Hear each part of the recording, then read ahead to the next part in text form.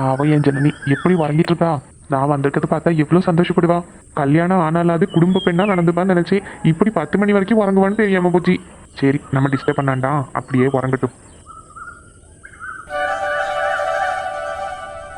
என்ன, நம்ம இந்த வீட்டுக்கு வந்து இவ்வளோ நேரம் ஆச்சு, நம்மளை யாரும் கண்டுக்கவே மாட்டேங்கிறாங்களே.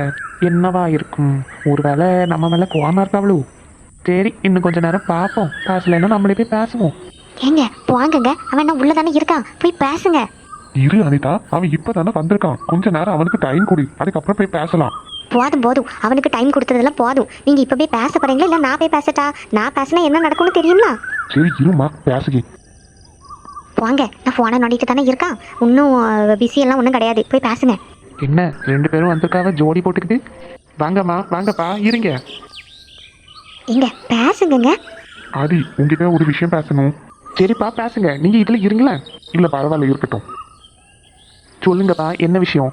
ஏலே, நீ என்னெல்லாம் மனசுல நினைச்சிட்டு இருக்க? என்ன அனிதா இது? என்ன நீ பேச கூட்டிட்டு வந்துட்டு நீ பேசிட்டு இருக்க? சரி, அடிப்படாம யாராவது ஒருத்தர் பேசுங்க. பேசி தொலைங்க. ஆதி, ஒரு முக்கியமான விஷயம் பத்தி தான் பேச வந்தோம். அது நீ இப்படி ஊர்ல... நீங்க பேசுறதுக்குள்ள விடிஞ்சிரும். இந்த பக்கம் வாங்க. அனிதா. ஏங்க நீங்க சும்மா இருங்க.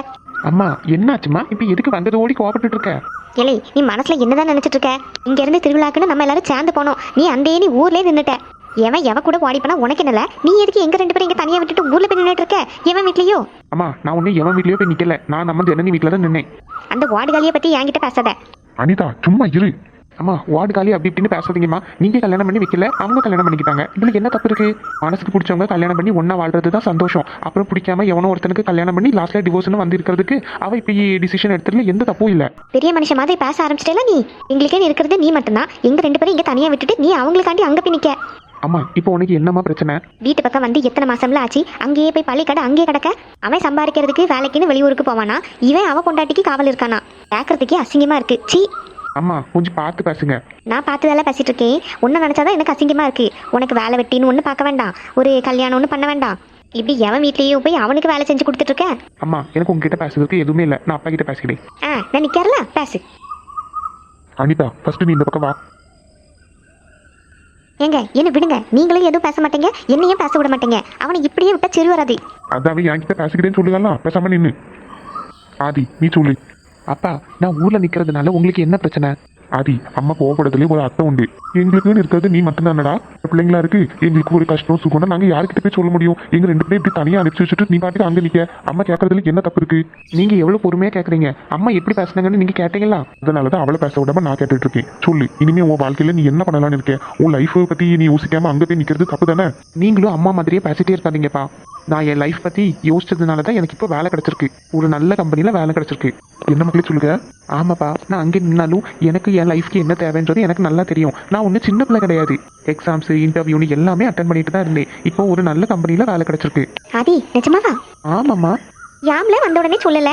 நீ சொல்ல விட்டா தானே என்ன நீ குதிச்சுட்டு வந்துட்டு இருந்த. அதனால தான் நான் சொல்லவே இல்லை. நீங்களா வந்து பேசும்போது அப்படியே சர்ப்ரைஸா சொல்லலாம்னு நினைச்சேன். ரொம்ப சந்தோஷமா இருக்காதி. நானும் நீ பொறுப்பு இல்லாம சுத்திட்டு இருக்கியோ அப்படின்னு நினைச்சு தினமும் வருத்தப்பட்டுட்டே இருந்தேன் உன்னை பத்தி நினைச்சு. ஆனா பரவாயில்ல, நீ அங்க இருந்தாலும் வேலைக்குன்னு உன் ஃபியூச்சருக்காக எல்லாம் நீ ட்ரை பண்ணிருக்க.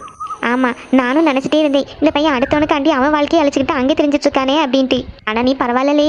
ஏமா, சும்மா அடுத்தவனுக்காண்டின்னு சொல்லாத. ஜனனி என்ன அடுத்தவங்களா? அவன் கூட எனக்கு அடுத்தவங்க கிடையாது. அவன் என் ஃப்ரெண்டு. கடைசி வரைக்கும் அவன் என் கூட இருக்க போறான். அவனுக்காண்டி நான் எதுனாலும் செய்வேன்.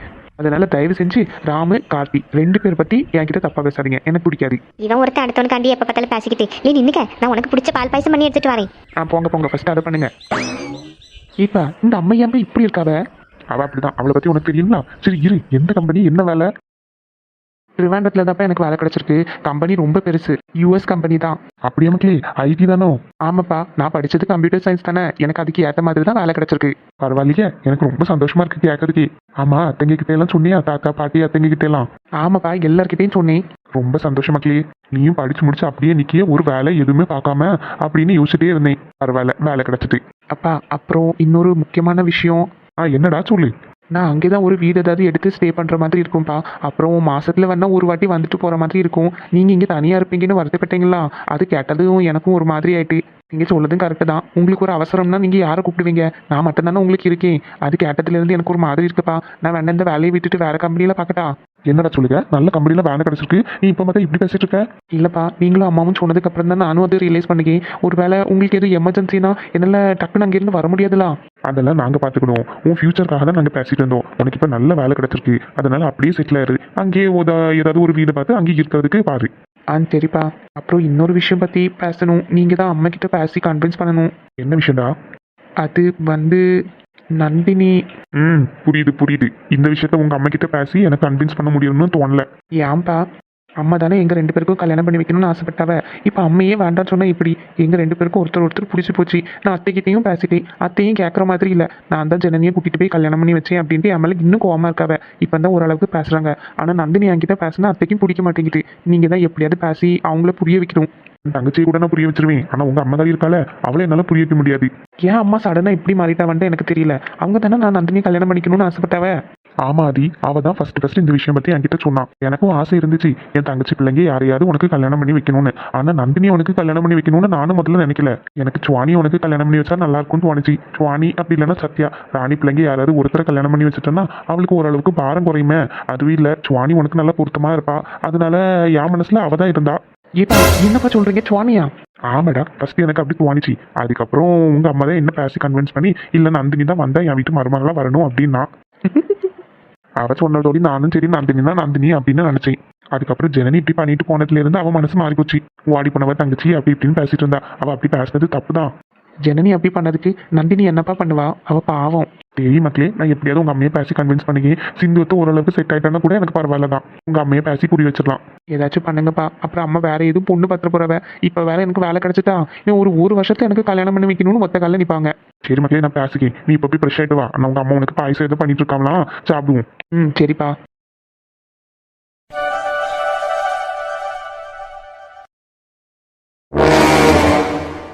நீங்களா? ஆமா, நான் தான். என்ன மறுபடியும் போத்திக்கிட்டு படுத்துட்டா? ஜனனி, எப்ப பார்த்தாலும் இப்படி கனவுல தான் கண்ணு முன்னாடி வந்து நிக்கிறீங்க. நிஜத்துல எப்பதான் வருவீங்களோ எனக்கு தெரியல. நேத்தும் கனவுல இப்படிதான் வந்தீங்க. நான் லூசு மாதிரி நீங்க வந்துட்டீங்களோன்னு நினைச்சு ஃபீல் பண்ணிட்டு இருப்பேன். பேசாம நீங்க போயிருங்க, நான் பாட்டுக்கு தூங்கிக்கிட்டு இருக்கேன்ல.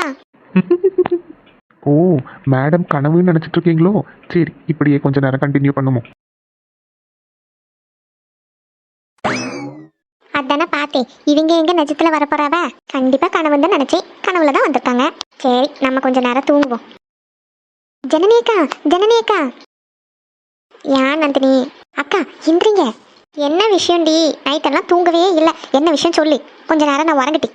இக்கா, நாளைக்கு நம்ம எல்லாரும் ட்ரெஸ் எடுக்க போறோமா? எதுக்கு? பொங்கல்லாம். அதனாலதான் எனக்கு உனக்கு பாட்டிக்கு அப்புறம் அம்மா கூட வராங்க. உங்க அம்மா வந்துட்டா மட்டும் என்கிட்ட பேசுவாங்களே? எப்படி? பேசவும் மாட்டாவ. மூஞ்சி மட்டும் ஒரு முளத்துக்கு இருக்கும். சரிக்கா, வந்தா பேசுறதுக்கு ஒரு சான்ஸ் கிடைக்கும்ல, அப்படி இப்படி பேசிடுவோம். அதுக்கப்புறம் சின்ன பொண்ணத்தை, வசந்தி அத்தை, அப்புறம் ஒரு அணைச்சித்தி மாதிரி உங்க அத்தை எல்லாரும் சேர்ந்து துணி எடுக்க போறோம். அப்படியா? ஆமா. அப்புறம் நாளைக்கு நம்ம திருவிழா பார்க்கறதுக்கும் போறோம். நாமளா திருவிழா பார்க்க வரல, அங்க எல்லாரும் ஜோடியா இருப்பாவ. எனக்கு அவங்கள பார்த்ததோடி கஷ்டமா இருக்கும். இவைய மட்டும் இல்ல. சரி விடுக்கா, அப்படியே போய் என்ஜாய் பண்ணிட்டு வருவோம். நம்ம வந்து திருவிழா எல்லாம் பார்த்துட்டு அப்படியே நம்ம எல்லாரும் ட்ரெஸ் எடுக்க போவோமா? சரி, நீ போ. நான் கொஞ்ச நேரம் உறங்கிட்டு வரேன். எப்ப பார்த்தாலும் உறங்கிட்டே இரு. என்ன இந்த வீட்டுல ஒருத்தரையும் காணும்? பாட்டி நந்தினி எல்லாம் இங்கதான் இருக்காவன்னு கார்த்திக் சொன்னா, ஆளையே காணுறதுக்கு இல்ல. ஐயோ, நமக்கு வேற போர் அடிக்குதே. இந்த ஆதியத்தான் எப்ப சென்னையில இருந்து திருப்பி வருவாங்களோ தெரியல. ராமத்தா, நீங்களா? அடடா, என்ன அத்தாண்டெல்லாம் கூப்பிடுற? ஆமா, நீங்க எங்க அக்காவை கல்யாணம் பண்ணியாச்சுலாம். அப்ப அப்படித்தானே கூப்பிடணும். ஆமா, நீங்க எப்ப வந்தீங்க? உள்ள வந்து இருக்கீங்க. இங்க வரதா சொல்லவே இல்லையே. ஜனனி அக்காவை பாத்தீங்களா? இம்மா இவ்வளவு கொஸ்டின் கேட்க? ஆமா, சர்ப்ரைஸா வரலான்னு சொல்லிதான் யாருக்கும் தெரியாம வந்தேன். அப்புறம் இதுல இருக்கீங்க, நேர போய் அக்காவை பார்க்க வேண்டியதானே? எது உங்க அக்காவையா? உங்க அக்காவை பார்க்கலான்னு நேரம் ரூம்குள்ள போறேன். நல்லா இழுத்து போட்டுட்டு உறங்கிட்டு இருக்கா. பெட்ஷீட்டை விளக்கிட்டு ஜனனின்னு கூப்பிட்டா, போங்க நீங்க கனவுல தான் வருவீங்க, நேரில் எப்பதான் வருவீங்களோ அப்படின்னு சொல்லிட்டு மறுபடியும் இழுத்து போட்டுட்டு உறங்கிட்டா.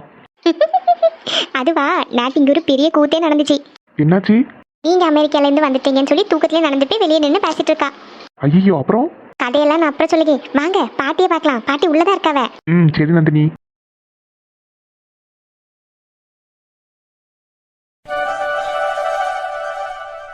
சாம்பாரும் கொதிச்சாச்சு, இட்லியும் அவிச்சாச்சு. இந்த ஜனனி இன்னும் எந்திக்கலையே. அவ இந்தச்சதோடு 2 3 இட்லியை கொடுத்துட்டு நேரம் ஹாஸ்பிட்டல் கூட்டிட்டு போய் காட்டிட்டு வரணும். அப்படியே ராணி வீட்டுக்கும் போயிட்டு வந்தோம். இதுல இருந்து நேரமே போக மாட்டேங்குது. நம்ம வீட்டில் இருக்கும்போது தோட்டம் துறவேனா அங்கேயும் இங்கேயும் சுத்திக்கிட்டே திரிவோம். வீட்டுக்குள்ளே ஒரு நேரம் சும்மாவே இருக்கிறது இல்ல. இங்க வந்ததோடு எப்ப பாரு சும்மா இருக்க வேண்டியது. இன்னும் கொஞ்ச நேரத்துல சமையல் எல்லாம் முடிச்சாச்சுன்னா இப்படியே இருக்கணும், நேரம் போவாது. ராணி வீட்டுக்கும் போயிட்டு நாளைக்கு அப்படியே திருவிழாவும் பார்த்துட்டு அந்த ட்ரெஸ் எல்லாம் எடுத்துட்டு நேரம் வீட்டுக்கு போக வேண்டியதான். பொங்கல் வேலையெல்லாம் ஒரு பாடு இருக்கு. பாட்டி பாட்டி, என்ன மக்களே இப்படி ஓடி வர? பாட்டி, உங்களுக்கு ஒரு பெரிய சர்ப்ரைஸ். கண்ணை மூடுங்களா.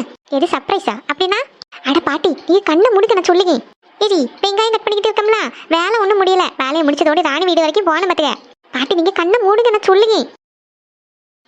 மூடியாச்சு. அத்தா வாங்க. இவ ஒருத்தி, அக்காளுக்கு ஏத்த தங்கச்சி தான், பாலு தான். பாட்டி, இப்ப நீங்க கண்ணு பாருங்களா. எங்க எதோ சர்ப்ரைஸ் கொப்ரைஸ்ன்னா எதையும் காணும். பாட்டி, பின்னாடி திரும்பி பாருங்களேன். அடடே, இது யாரு? ராமா. பாட்டி நல்லா இருக்கீங்களா? நல்லா இருக்கேன் மக்களே, நீ எப்படி இருக்க? நல்லா இருக்கேன் பாட்டி. இப்பமா வந்த, நீ வரதா சொல்லவே இல்லையே. சர்ப்ரைஸா வரலன்னு நினைச்சு யாருக்குமே ஃபோன் பண்ணல. ஓ, அதுதான் இந்த நந்தினி சொன்ன சர்ப்ரைஸோ? ஆமா பாட்டி. ஜனனிய பாத்தியாமா? இல்ல பாட்டி, அங்க போனேன். நான் கனவுல வந்திருக்கேன்னு நினைச்சிட்டு அவ திரும்பியும் தூங்கிட்டா. இவ ஒருத்தி. 2 3 நாள் அவளுக்கு நல்ல காய்ச்சல் மக்களே, உறக்கமே இல்ல. அதனாலதான் நானும் அவளை எழுப்பல. காலையில கொஞ்ச நேரம் உறங்கிட்டு போட்டுன்னு அப்படியே விட்டுட்டேன். என்ன பாட்டி சொல்லிருக்கீங்க, காய்ச்சலா? ஆமா, 2 3 நாளா நல்ல உடம்பு சரியில்லை. என்னன்னு தெரியல, ராத்திரி நல்ல காய்ச்சல் அடிக்கும். இன்னைக்கு ஓரளவுக்கு பரவாயில்ல. எனக்கு ஃபோன் பண்ணி சொல்லவே இல்லையே பாட்டி. உனக்கு சொன்னா நீ வருத்தப்பட வேண்டாமா, சொல்லல. நான் போய் ஜனனியை பார்த்துட்டு வரேன். சரி மக்களே, நீ கை காலெல்லாம் கழுவிட்டு வா, நான் உனக்கு சாப்பாடு எடுத்து வைக்கேன். இல்லை இப்போ டீ ஏதாவது போட்டு தரட்டா? இல்ல பாட்டி, நான் ஃபர்ஸ்ட் ஜனனியை பார்த்துட்டு வரேன். சரிம்மா, நான் டீ போட்டு வைக்கேன், நீ போய் பார்த்துட்டு வா. பாவம், அவளுக்கு கலியல்லன்னு சொன்னதோடு அவன் மூஞ்சியே மாறிட்டு பார்த்தியா நந்தினி?